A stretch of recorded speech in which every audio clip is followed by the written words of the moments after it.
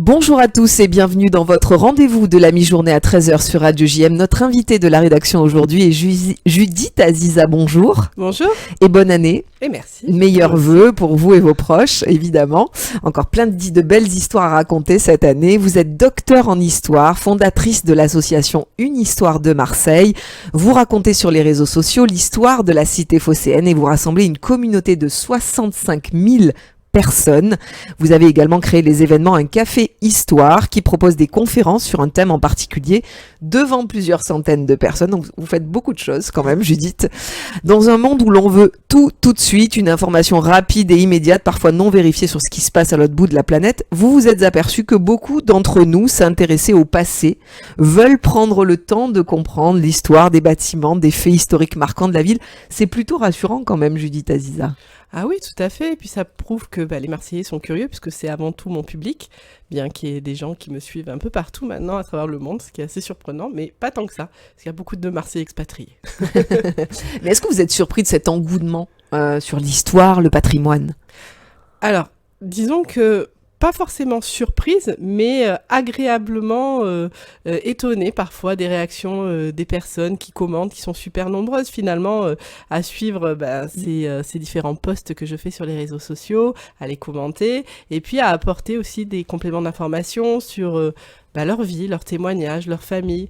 Et ça, c'est une richesse incommensurable quand on est historien, puisque au-delà des sources papier, finalement, sur lesquelles on a l'habitude de travailler, que sont les archives, avoir des témoignages humains, c'est toujours très intéressant. On a appris le décès de Claude Bloch à 95 ans, rescapé de la Shoah. Il s'était investi dans les témoignages sur l'Holocauste auprès des jeunes. Quand on constate, Judith Aziza, que les grands témoins de l'histoire disparaissent, est-ce que cela ne rend pas votre travail encore plus nécessaire ? Alors forcément, oui, puisque une fois que les derniers témoins se seront éteints, ne resteront que les historiens pour expliquer ce qui s'est passé.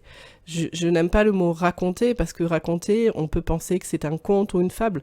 Là, on est dans une réalité qui, plus est en ce qui concerne la Shoah, dans une réalité plus que difficile, et il est plus que nécessaire d'avoir des personnes qui vont se tourner vers ce passé, analyser les faits de manière neutre, puisque le propre d'un historien, c'est de rester neutre, quelles que soient ses convictions, et de fait, oui, le témoignage des historiens, et au-delà de leur témoignage par rapport à ce qu'ils auront trouvé dans les archives, et qu'ils auront entendu par rapport aux témoignages qu'ils auront écouter, c'est véritablement, de témoigner en fait de cette réalité auprès du grand public et de la faire connaître. Il faut faire attention effectivement parce qu'aujourd'hui sur les réseaux sociaux, tout le monde prend la parole, tout le monde se dit historien, docteur en ci, docteur en ça. Il faut quand même faire attention à qui on suit, qui on écoute, évidemment, Judith. Ah, forcément, ça. Mais après, c'est une sélection qui va s'opérer en fonction de ces centres d'intérêt, on va dire.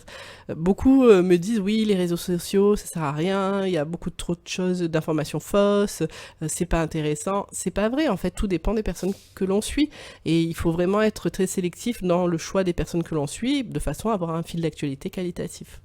J'ai vu sur les réseaux, justement, récemment, que vous avez eu la chance de visiter la grande synagogue de Carpentras. C'était une première pour vous. Oui. Et qu'est-ce que vous avez ressenti face à ce joyau patrimonial ? Alors, juste pour revenir sur l'anecdote, en fait, tout a commencé l'été dernier à Cavaillon, où, pour des raisons professionnelles, j'ai été amenée à travailler donc sur l'histoire de cette ville. Et j'ai découvert qu'il restait une synagogue à Cavaillon. Je connaissais celle de Carpentras par l'actualité, par la presse, celle d'Avignon, par rapport aux synagogues comtadines, mais je ne connaissais pas celle de Cavaillon. Et donc, je l'ai découverte. Et de là m'a donné l'idée, en fait, de m'intéresser au compta et de faire des reportages dans l'ancien compta venessin. Donc, Carpentras était la suite logique. Il se trouve que, effectivement, pour des raisons professionnelles, j'ai été amenée aussi à travailler sur l'histoire de Carpentras et tout s'est enchaîné très naturellement. Et cette synagogue, c'est une merveille baroque, mais vraiment, c'est impressionnant. Elle a une véritable âme quand on rentre dedans. Et ce qui m'a le plus impressionné, je dois avouer, c'est le mikvé. Le mikvé, il est hallucinant parce que il est très très profond, il est constitué de paliers donc qui sont recouverts d'eau et l'eau est d'une transparence. Alors si les personnes veulent voir quelques photos, il y en a sur le site de la synagogue de Carpentras. J'en ai moi-même diffusé dans les reportages sur les groupes, sur les réseaux sociaux Une Histoire de Marseille et notamment j'ai fait un petit film où je me penche et où on voit mais le fond et on voit c'est différent. Il y a 7 paliers, si mon souvenir est bon, et on voit les 7 paliers tellement l'eau est transparente. Mais oui, on voit effectivement sur cette photo photo, que les escaliers continuent, mais que l'eau finalement s'arrête. Donc les gens peuvent rentrer dans l'eau à travers ces escaliers. C'est absolument incroyable. Ah oui, j'ai été ébahie. En plus, on a eu un guide qui était très compétent. Les gens de la synagogue sont très accueillants. Bon. C'est quand même formidable votre métier parce que vous vous immergez dans des univers très différents, souvent, parce que vous n'êtes pas que dans des synagogues, faut pas non plus loin de là. Ça peut être les docks, la Joliette. On a vu beaucoup de reportages effectivement sur des quartiers. Vous êtes intéressé dans les quartiers nord de Marseille. Vous avez fait beaucoup de choses également. C'est ça qui est incroyable aussi quand on est comme vous, docteur en histoire, et qu'on a à cœur de relayer l'histoire d'une ville ou d'un bâtiment, c'est que finalement vous prenez d'abord du plaisir pour vous et puis après vous tentez de le relater aux autres. Bah, tout est parti de là en fait. C'était les premiers temps où j'ai commencé à diffuser des contenus scientifiques sur les réseaux de manière pour le grand public en fait. C'est parti du fait que j'apprenais des choses, je découvrais des images des fois qui étaient hallucinantes, tellement elles étaient somptueuses, tellement elles témoignaient d'un temps qui n'existait vraiment plus. Et je me disais, mais c'est dommage de garder ça pour moi. Et j'ai envie que les gens les voient, qu'elles sortent des archives, qu'elles soient diffusées.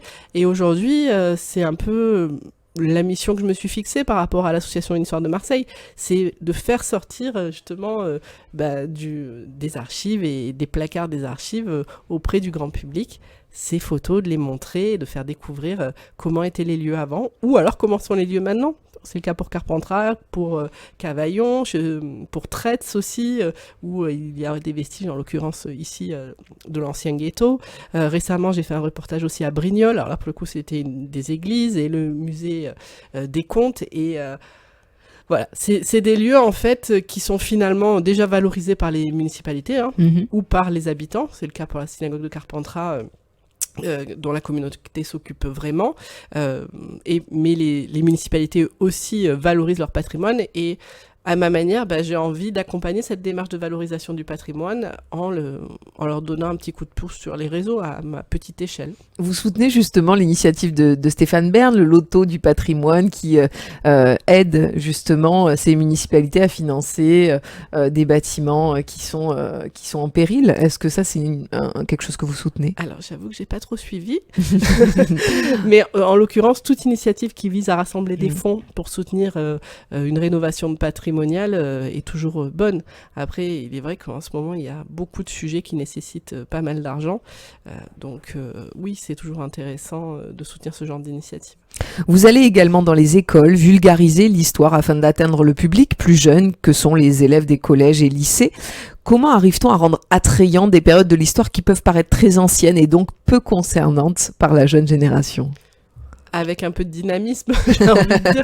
Déjà, votre jeunesse, ça doit les motiver. Parce que c'est vrai, si on a un prof d'histoire un peu vieillissant, je vous avoue que c'est un peu compliqué de se concentrer. Mais j'imagine que vous impulsez aussi cette énergie auprès des élèves. Alors, peut-être que ce qui revient souvent, je préfère citer ce qu'on me dit, en fait, parce que moi, ma grille d'analyse, elle sera forcément faussée, puisqu'on n'est jamais objectif sur soi-même. Enfin, du moins, beaucoup de gens ne le sont pas et je pense que j'en fais partie. Mais en l'occurrence, je pense que ce qui revient, c'est que je suis passionnée par ce que je fais et j'ai la chance, en fait, de savoir transmettre cette passion. Et les petits, ils sont souvent réceptifs à ça. Et donc, du coup, ils écoutent. Et puis après, c'est aussi une façon de s'adresser à eux, de simplifier les choses, qui est, en fait, le nerf de la guerre pour moi depuis que j'ai commencé l'aventure Une Histoire de Marseille. C'est vraiment de simplifier sans...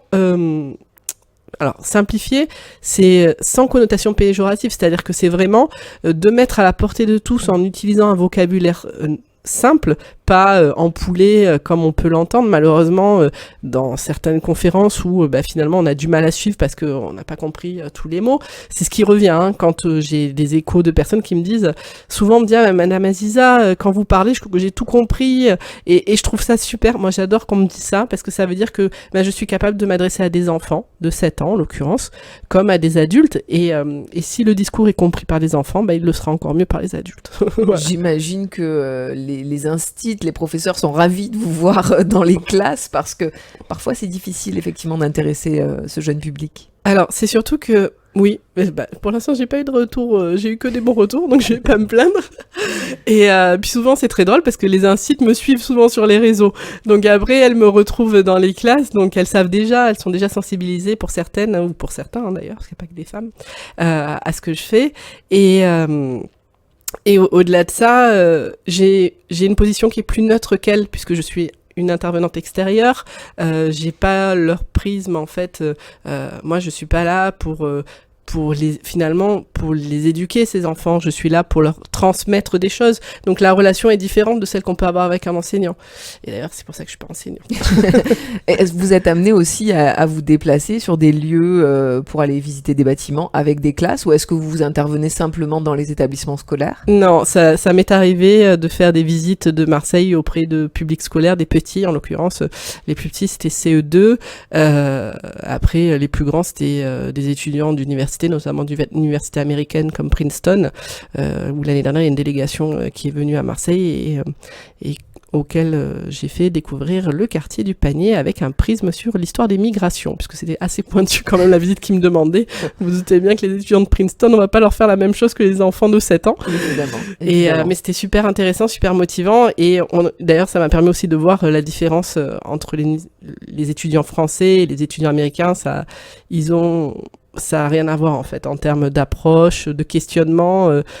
C'était en français ou en anglais? Alors c'était en français, néanmoins j'ai pu répondre à des questions en anglais, mais en l'occurrence c'était en français. Et d'abord ils ont un niveau de langage, c'est les étudiants de 2e année, c'était assez impressionnant, ils parlaient couramment et il y avait surtout une diversité d'origine dans ce groupe qui était toujours aux États-Unis. Ouais, c'était assez impressionnant et super sympas. Puis ils parlaient plusieurs langues. Enfin bon, c'était des étudiants quand même. Bon, après c'est Princeton, c'était des étudiants qui avaient un certain niveau déjà de base. Vous êtes aussi sollicité par des entreprises locales, par la région, par le département, pour intervenir justement en tant qu'historienne. Est-ce que le fait d'être valorisé aussi comme ça par son territoire, c'est quelque chose d'intéressant pour vous?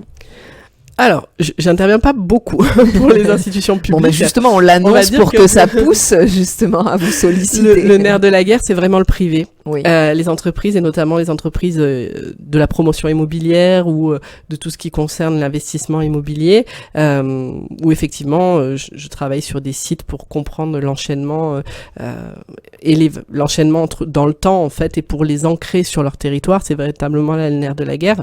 Mais oui, c'est toujours agréable que des institutions fassent appel à mon travail. En l'occurrence, je pense à la région qui avait fait appel à moi pour valoriser les grues, les élégantes, quand elles ont été rénovées. Voilà, ce genre de... Il y a beaucoup de réhabilitation là à Marseille, donc j'imagine qu'on doit vous solliciter pour expliquer l'avant, l'après. Qu'est-ce qui va se passer? Alors non, pas pour le coup. Non, c'est vrai. Non. Pour le coup, la ville de Marseille, je n'ai jamais eu de mission avec elle. J'ai travaillé en tant qu'institution publique, surtout avec des villes à l'extérieur de Marseille. C'est ce qui est assez drôle, en fait, qui ont fait appel à mes services et qui continuent à faire appel à moi pour intervenir dans des conférences, ce genre de choses. Mais après, pour la compréhension du territoire, c'est surtout, j'interviens surtout auprès de privés qui, après, s'ils le souhaitent, font intervenir des acteurs publics, mais la commande est passée par des acteurs privés souvent.